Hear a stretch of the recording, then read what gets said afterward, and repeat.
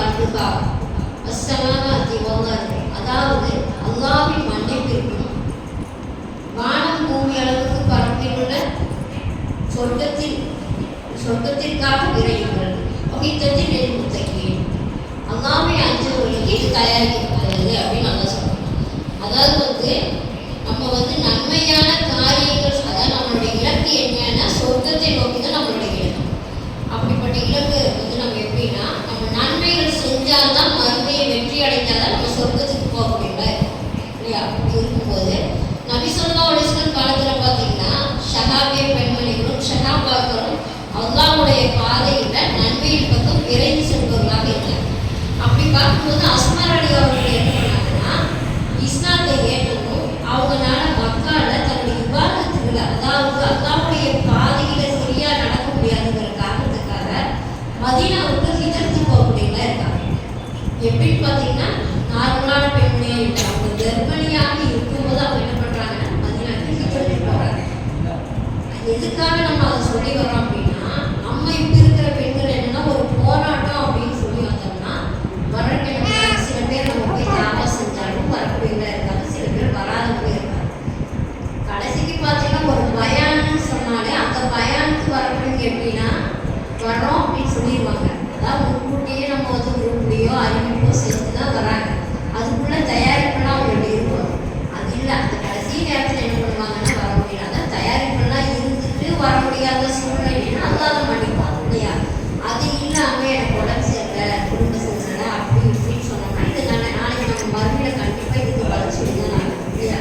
அப்போ அஸ்மா ரலி என்ன பண்ணியிருக்காங்க, கர்ப்பிணியாக இருக்கும்போது ஹிஜ்ரத் செஞ்சு எதுக்காக ஒரு டூரோ இல்லை அவங்க என்ன எங்கேயும் போகல, ஒரு ஆடம்பரத்துக்காக போகல, அல்லாஹ்வுடைய பாதையில நம்ம நடக்க முடியாத சூழ்நிலைக்கு நம்ம ஹிஜ்ரத்து போய் அங்கே நம்ம செயல்படுவோங்கிறதுக்காக போயிருக்காங்க, வேற எதுக்கும் வாங்க போகல இல்லையா? அப்படி இருக்கு. அதே மாதிரி பார்த்தீங்கன்னா நம்ம போராட்டத்துக்கு போயோ வேற எதுக்கு போயோ நன்மைகளை விட இருந்த இடத்திலேயே இருந்து அதிகமான நன்மைகளை சம்பாதிக்கலாம்னு ரசூலுல்லாஹ் சொல்றாங்க. எப்படின்னு கேட்டீங்கன்னா, அல்லாஹ்வை திக்ர் செய்யணும். அவனை தஸ்பீஹ் செஞ்சாலே இருந்த இடத்துல நம்ம கோடிக்கணக்கான இந்த தர்மம் செஞ்சு கிடைக்கிற நன்மையை இருந்த இடத்துல 5 நிமிஷத்துல கிடைக்கும் அப்படின்னு ரசூலுல்லாஹ் நமக்கு கற்றுக் கொடுத்துருக்காங்க. அதை செய்யணும்னு பார்த்தா செய்யறோம், ரொம்ப என்ன பண்ணுவாங்க அசால்ட்டா இருக்கக்கூடியல. அப்போ ஃபாத்திமா ரலி என்ன பண்றாங்கன்னா, அவங்களோட காலத்துல இந்த கையிலேயே அரைக்க முடியல இருக்கு. அவங்களுக்கு உணவு தயாரிக்கணும், கையில் அரைக்கணும், தண்ணியெல்லாம் இப்போ நம்மள மாதிரி கிடையாது, பைப்பு பிடிக்கிற மாதிரி இறைச்சி இருக்கணும், அந்த மாதிரி இருக்கணும். அவங்க ரொம்ப சோர்வாக இருக்கணும். அடிக்கடி என்ன சொல்றாங்க, உங்களுடைய ரசூலுல்லாஹ்ட்ட போய் நம்ம கேட்போம். அந்த சமயத்தில் ரசூலுல்லாஹ் நிறைய அடிமைகள்லாம் கிடைச்சிருந்தாங்க. ஒரு அடிமை பெண்ணை நம்ம வாங்கிக்குவோம் வாங்கன்னு போய் சொல்ல போறேன். சொல்லும்போது அங்கே போய் சொல்லலை, ரசூலுல்லாஹ் வந்தா சொல்லுங்க, வந்துட்டு போகணும் அப்படின்னு சொல்லி ஃபாத்திமா ரலி திருப்பி வர முடியல இருக்காங்க.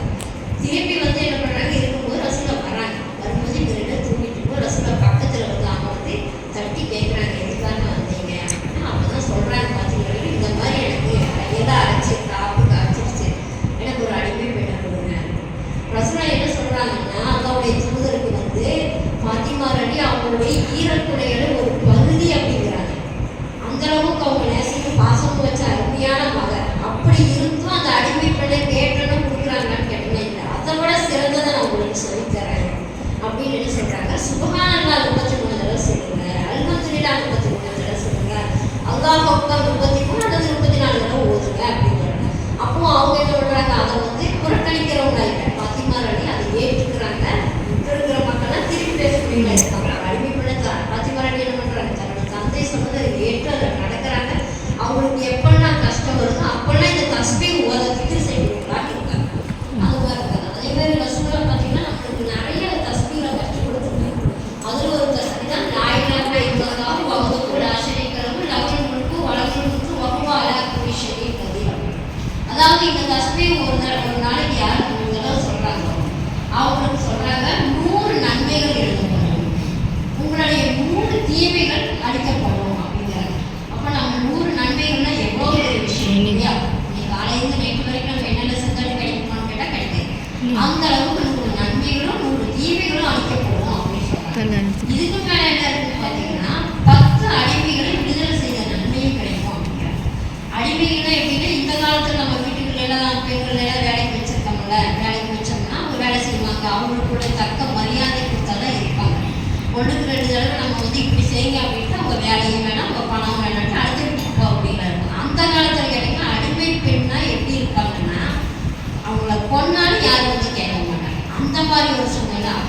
அடிமைப்பட ஒரு பெண்ணை விடுதலை, அதாவது பெண்ணோ ஆனா ஒருத்தரை விடுதலை செஞ்சாலும் அவ்வளோ பெரிய நன்மைனா 10 அடிமைகளை விடுதலை செஞ்ச நன்மை அல்லாஹ் தரானா எவ்வளோ ஒரு பெரிய விஷயம் இல்லையா?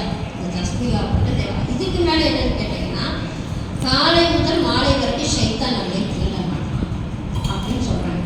ஷைத்தான் வந்து நம்ம நாடி நாங்களே இருக்க முடியும் இல்லையா? அப்படி இருக்கும்போது காலை முதல் சாயந்தரம் வரைக்கும் நம்ம திருட மாட்டான்னா அவங்களுக்கு எவ்வளோ ஒரு சிறப்பான ஒரு தஸ்பீஹ். இதையும் நம்ம என்ன பண்ணுவோம். அப்புறம் பார்த்தீங்கன்னா சுபஹானல்லாஹி வ பிஹம்திஹி அப்படின்னு சொன்னோம்னா கடன் முறையளவுக்கு பாவம் மன்னிக்கப்படும். நம்ம நினைப்போம் நம்ம கடன் முறையளவுக்கு செஞ்சுருக்கோமா, அன்றாட வாழ்க்கையில் எவ்வளவோ நம்ம செஞ்சுட்டு தான் இருப்போம், நம்மளுக்கு தெரியாது, தெரிஞ்சும் செய்வோம் தெரியாமலும் செய்வோம் இல்லையா? அப்போ அந்த தஸ்பீஹ் ஒரு சொல்கிறாங்க. அப்புறம் பார்த்தீங்கன்னா மீசான் கிராஸ், அதாவது உங்களுடைய கிராஸ் உயர்த்தப்படும். சுபானல்லாஹி வ பிஹம்திஹி சுபானல்லாஹி அலீம் அப்படின்னு சொல்லக்கூடியது. இதெல்லாம் இலகுவான விஷயம் தானே. இதெல்லாம் நீங்கள் என்ன சொல்லிட்டீங்கன்னா, இதெல்லாம் நான் சர்வசாதாரணமாக சொல்கிற விஷயம் தானே, இதெல்லாம் எனக்கு தெரியல அப்படின்னு நம்ம மனசுக்குள்ளே நினைப்போம். ஆனால் இது என்னன்னு கேட்டிங்கன்னா, இப்போ குழந்தைகளாகட்டும் என்ன பண்ணுறாங்கன்னா கேமுங்கிற பெரியவங்க வந்து என்ன பண்ணுறோம்னா ஆண்கள் ஃபேஸ்புக் இந்த மாதிரி தள்ளி தள்ளி பார்க்கக்கூடிய இருப்பாங்க. பெண்கள் என்ன பண்ணோம்னா மருத்துவம் பார்க்குறோம், சமையல் பார்க்குறோம், பல மணி நேரம் போகிறதே தெரியாமல் பார்ப்போம். அது ஒரு பாவ செயல். இறைவன் வந்து நாளைக்கு கேட்கக்கூடிய கேள்வியில் முக்கியமான கேள்வி, உன்னுடைய காலத்தை நீ எப்படி செலவு செய்யலான்னு கேட்பான் அப்படிங்கிற எண்ணம். நம்ம அது ஒரு சர்வசாதாரணமான ஒரு விஷயம் நினச்சி நம்ம என்ன பண்ணுறோம், நம்ம நேரங்களை வீணாக்க வேண்டாம். ஒன்றும் இல்லை, நம்ம சொந்த பந்தம் ஃபோன் பண்ணாலே பல மணி நேரம் பேசுறது இல்லையா? அந்த மாதிரி அப்பா தான் என்ன சொல்கிறாங்கன்னா, நம்ம இந்த நேரங்களை வீணடிக்காம நம்ம இந்த மாதிரி தஸ்பீஹ், அதாவது தொழுகிறதுக்கு முன்னாடி நம்ம என்ன பண்ணோம், ஒன்று செஞ்சுட்டு வந்து நின்று தான் ஒரு 5 நிமிஷம் தொழுகணும் இல்லையா? இது திக்ர் செய்யறதுக்கு படுத்துட்டு செய்யலாம், உட்கார்ந்துட்டு செய்யலாம், எப்படி செஞ்சாலும் அல்லாஹ் தஆலா வந்து அந்த நன்மை தரக்கூடியதா இருக்கு. அந்த மாதிரி விஷயங்கள் இருக்கு. பொழுதுபாக்க இருக்காங்க, சின்ன சின்ன விஷயம் தானே, இதெல்லாம் ஒரு விஷயமா நினைக்கிறோம். ஆனால் இது வந்து எங்கே போக போகுது, வறுமை வெற்றி அடைஞ்சு சொர்க்கத்துக்கே போகக்கூடாதுன்னு ரசூலா சொல்கிறாங்க. அப்போ ரசூலா சொல்றதை நம்ம பின்பற்றக்கூடியவங்களா, மூமினான ஆண் பெண்களா தான் நம்ம இருக்கணும். அதே மாதிரி பார்த்தீங்கன்னா ரசூல் ஸல்லல்லாஹு அலைஹி வஸல்லம் ஒரு சபையில் இருந்து பேசிட்டு இருக்காங்க, அதாவது உரை நிகழ்த்திட்டு இருக்காங்க. அப்போ என்ன சொல்கிறாங்க, இன்னைக்கு யார் வந்து நோன்பு வச்சிருக்காங்க அப்படின்னு கேட்கக்கூடியவங்களா இருக்காங்க. அப்போ அபூபக்கர் நான் தான் கை சொல்கிறாங்க. ரெண்டாவது என்ன சொல்கிறாங்க, இன்னைக்கு யாரும் நோயாளியை விசாரிச்சு தர்மத்தை யார் செஞ்சீங்க அப்படின்னு கேட்குறாங்க. அது ஏழைகளுக்கு அதாவது தர்மம் செஞ்சீங்க. அப்புறமா நோயாளி யார் விசாரிச்சாங்க, ஜனாசாவை யார் பண்ணி, இந்த 4 விஷயத்துக்குமே அபூபக்கர் என்ன பண்ணுறாங்க, கையை உயர்த்தக்கூடியவங்களா இருக்காங்க. அப்போ இது வந்து யாருக்கு மட்டும், அபூபக்கர் அடிக்கு மட்டுமே இந்த சட்டம் அப்படின்னு கேட்டால் இல்லை, அனைத்து மூமின்களுக்கும் ரசூலா சொல்லி போன விஷயம் தான் இந்த விஷயம் இல்லைங்களா? அதாவது இப்போ எப்படின்னு கேட்டிங்கன்னா, என்ன செய்வாங்கன்னா, இப்போ நோம்பு வைப்பாங்க. நோம்புல எப்படி வைக்கிறாங்கன்னு கேட்டால், நம்ம அந்த மாதிரி செய்யறதுல சில பேர் செஞ்சுட்டு தான் இருக்காங்க. இன்னும் எப்படின்னு கேட்டிங்கன்னா, பராத் நோம்பு, மெஹராஜ் நோம்பு, ரசூலா வந்து நம்ம அல்லாஹ்வுடைய தூதர் வந்து அதை காட்டித்தராத வழியில தான் நோம்பு வைக்கிட்டு தான் இருக்காங்க. நம்மளுக்கு தூதர் என்ன சொல்லியிருக்காங்க, திங்கள் வியாழன் நோம்பு வைக்கணும், குறையில 13, 14, 15 நம்ம நோம்பு வைக்கக்கூடியதா இருக்கலாம். இந்த மாதிரி நோம்புகளை எல்லாம் வைக்காம நம்ம அது என்ன வழிகாட்டி தரலையோ அந்த நோம்பை வந்து பேணக்கூட இல்லையா? என்ன பண்ணுறோம், பராத்து நோம்பு, மெஹராஜ் நோம்பு வச்சு அதுக்கு என்ன பண்ணுறது, அதுக்கு ஒரு ஆர்ப்பாட்டங்கள்லாம் பண்ணி அந்த மாதிரி செய்யணும். இப்போ நம்மளுக்கு வந்து நோம்பு வைக்க வாய்ப்பு இல்லை, வாரத்தில் 2 நாள் சொல்லிட்டாங்க, மாதத்துக்கு 3 நாள் அப்படின்னு வச்சுக்கலாம். அந்த மாதிரி வைக்கிற நேரத்தில் நம்ம என்ன பண்ணுவோம், நோயாளிகள் இருந்தால் விசாரிக்கணும். இந்த 4 விஷயம் செஞ்சோம்னா சொர்க்கத்துக்கு போகலான்னு சொல்கிறாங்க. அப்போ இந்த 4 விஷயம் நம்ம செய்ய முடியல. நோயாளினா நம்ம என்ன பண்ணணும், விசாரிக்க முடியல. ஆனால் சில பேர் என்ன பண்ணுவாங்க, ஒரு நோயாளி இருக்காங்க, எனக்கு யாருன்னே தெரியாது, நான் எப்படி அப்படி, அதாவது வந்து ஒருத்தர் தெரிஞ்சவங்க, சொந்தக்காரங்க, பணக்காரங்க, இந்த மாதிரி நம்ம போய் விசாரிக்கக்கூடாது. அல்லாஹ்வுடைய அடியாள் வந்து நோயாளியாக இருக்குன்னா அது விசாரிக்க வேண்டியது அன்பை கடமை. ஃபுல்லாக நம்மளுக்கு சொல்லி தந்தபடி அதை பேணி தான் நம்ம போய் செய்யணுமே தவிர பெருமைக்காகவோ அவங்க நம்ம போய் தான் நல்லதுன்னு சொல்கிறாங்க செய்வோம். தன்னுடைய தாயானாலும் என்னுடைய தாயை வளர்ச்சிருக்கேன்னு நான் போய் எங்கள் அம்மா இத்தனை வருஷம் வளர்த்தனாங்க என்ன அன்பு இருந்தாலும் அம்மா சொல்லி உன்னுடைய தாயை எனக்கு பண்ணி இல்லையா? 3 தடவை இந்த உலகத்தில் யாரை கண்ணியப்படுத்தணும்னு சொன்னாங்க, தாயை தான் சொல்லி அந்த எண்ணத்தில் தான் செய்யணும். இப்போ நம்ம ஒரு நோயாளியை விசாரிக்கணும், யாருங்களா நீ எனக்கு ஒரு யுகத்தோட அளவுக்கு நன்மை தரையில அதுக்காக நான் போகிறேன் அப்படின்னு தான் நம்ம செய்யறதில்லை.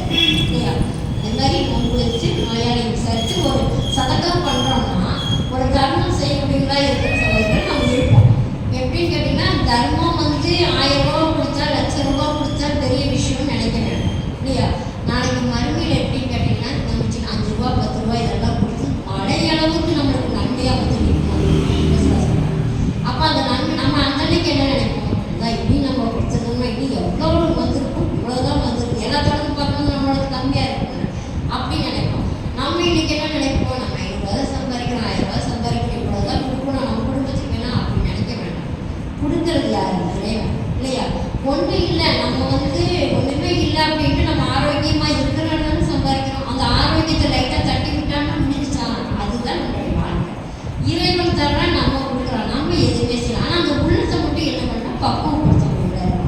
எது கொடுத்தாலும் நம்ம சொர்க்கத்தில் வந்து அது நமக்கு சேர்ந்துருக்குது, அங்காளத்தில் அது பெரிய நன்மையாக வந்துருக்கு. ஒன்று கொடுத்தோம்னா 700 மடங்கு அதிகமாக வளர்ந்துட்டு இருக்குது. அந்த எண்ணத்தோட நம்ம தர்மத்தை கொடுத்தோம்னா அதான் என்ன பண்ணுவாங்க, கண்டிப்பாக ஏற்றுப்பா, நம்ம சொர்க்கத்துக்கு போக முடியாது. அந்த மாதிரி ஒவ்வொரு விஷயம் செய்யறதும் இறைவனுக்காக செய்யணும். அதான் நீ சொல்லிட்டு நான் செய்கிறேங்கிற எண்ணத்தோட பெருமையில் கடுகளவு வந்தாலும் நம்ம சொர்க்கத்துக்கு போகவே முடியும். ஆனால் சின்ன சின்ன அமல் தானே, சும்மாங்கன்னா இதெல்லாம் சின்ன சின்ன. அதே மாதிரி பார்த்தீங்கன்னா இந்த 4 விஷயத்தை இன்ஷால்லாம் நம்மளும் செய்யறதுக்கு முயற்சி பண்ணுவோம். ஒரு நாள் நோன்பு வச்சா, நோயாளியை சந்திச்சு, ஜனாசா இருந்ததுன்னா அக்கம் பக்கத்தில் சொந்த பந்தம்லாம் பார்க்க வேண்டாம், போய் பார்த்து யாருக்காவது நம்ம தான தர்மம் செஞ்சோம்னா ஒரு நாளாவது நம்ம செஞ்சிருந்தா பரிபூர்ண உள்ளத்தோடு செஞ்சோம்னா கண்டிப்பாக அல்லாஹ் நம்ம சொர்க்கத்தை தருவான். அல்லாஹ்க்கு இணை வைக்காம எந்த ஒரு நன்மையை செஞ்சாலும் இன்ஷால்லா நம்முடைய பாவங்கள் மன்னிக்கப்பட்டு நம்ம சொர்க்கத்துக்கு போவோம் இல்லையா? அதே மாதிரி பார்த்தீங்கன்னா பொழுது முடித்ததுக்கப்புறம் ஆயத்துல் குர்சி யார் ஓதுறாங்க அவங்களுக்கு வந்து மரணத்தை தவிர எந்த தடையும் இல்லை, நீங்கள் சொர்க்கத்துக்கு போகிறது அப்படின்னு நம்ம சொல்கிறோம். அப்போ ஆயத்துல் குர்சின்னு பெரிய விஷயமா, சின்ன ஒரு ஆயத்து இல்லையா?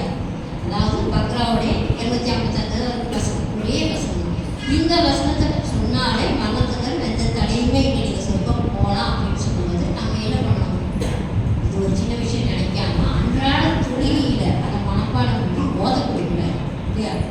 அதே இந்த ஒவ்வொரு தஸ்பீலையும் நம்ம வந்து இன்னைக்கு வந்து சொல்கிறதுனா நினைக்காதீங்க சீக்கிரமாக முடிக்கிறேன். அதாவது அம்மாவுக்கு உடம்பு சரியில்லாத ஒரு டென்ஷன் இருக்கிறதுனால பயான் எனக்கு முன்கூட்டியே சொல்லி தான் எடுத்திருப்பேன். அதனால் சின்ன விஷயங்கள் மட்டும் தான் சொல்ல முடிஞ்சிச்சு. இருந்தாலும் நம்ம சின்ன சின்ன விஷயமா இருந்தாலும் ரசூலா என்ன சொல்லியிருக்காங்களோ அதை பின்பற்றக்கூடிய பூமியாக நம்மளால் தான் ஆக முடியல. இன்ஷா அல்லாஹ் உங்களை என்னையும் அல்லாஹ் தஆலா வந்து இந்த சின்ன சின்ன தஸ்பீகெல்லாம் ஊதி பெரிய சொர்க்கமான ஜன்னத்துல் ஃபிர்தௌஸுக்கு போகிறோம்.